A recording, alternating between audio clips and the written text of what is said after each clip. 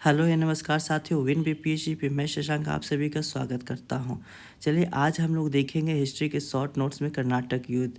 कर्नाटक युद्ध होता तो भारत में, लेकिन ये किसके बीच होता है? अंग्रेज और फ्रांसीसियों के बीच में होता है। एग्जाम पर्पज से काफ़ी इंपॉर्टेंट है यह वीडियो और इससे प्रश्न पूछे जाते हैं। अक्सर हम लोग कन्फ्यूजन में गलत आंसर कर देते हैं, लेकिन इस वीडियो के बाद से आपका गलत होना लगभग कम हो जाएगा। तो चलिए स्टार्ट करते हैं। इसमें हम लोग देखेंगे युद्ध, वर्ष, संधि और विशेष।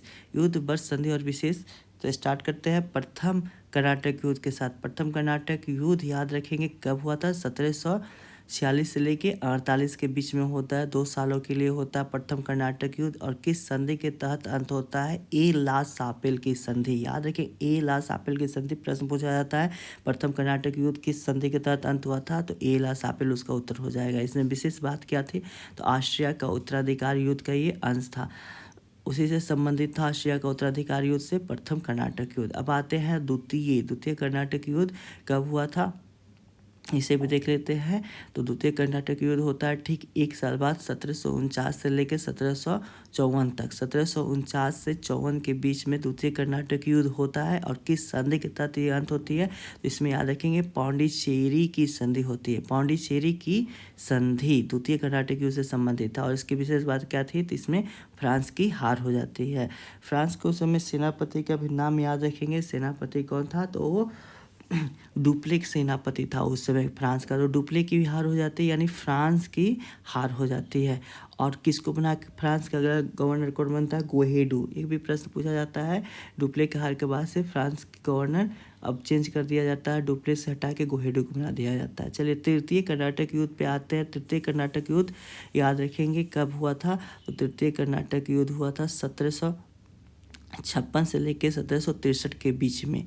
डेट याद रखते हैं। चलिए डेट देख लेते हैं। 1756 से लेके 1763 तक। और ये किस संधि के तहत इसका अंत हुआ था? तो ये पेरिस की संधि से इसका अंत होता है। पेरिस की संधि अंत होता है। सबसे ज़्यादा प्रश्न तृतीय कर्नाटक युद्ध से ही पूछा जाता है। तृतीय कर्नाटक युद्ध में एक और बात आप लोग ध्यान रखेंगे, यह सप्तवर्षीय युद्ध का अंत था। देखिए 56 से 63 देखिएगा तो इस 7 वर्षों का गैप जो मिल रहा है सप्तवर्षीय युद्ध का अंश था।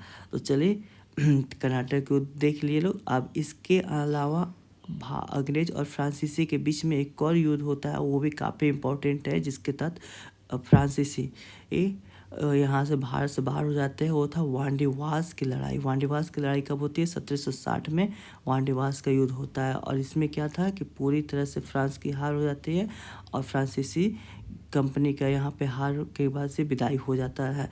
और पूरी तरह से विदाई नहीं होती है, कुछ कुछ एरिया जो था, चंद्रनगर था, ये सब फ्रांस के अधीन में रहता है। वो भी बाद में वो लोग छोड़ के चले जाते हैं आज़ादी बाद। तो इस प्रकार से हम लोग देखते हैं कि फ्रांसीसी की हार होती है, अंग्रेज जीता। अंग्रेज का सेनापति कौन था? आयरकोट था वांडीवास के युद्ध में, ये भी ध्यान रखेंगे।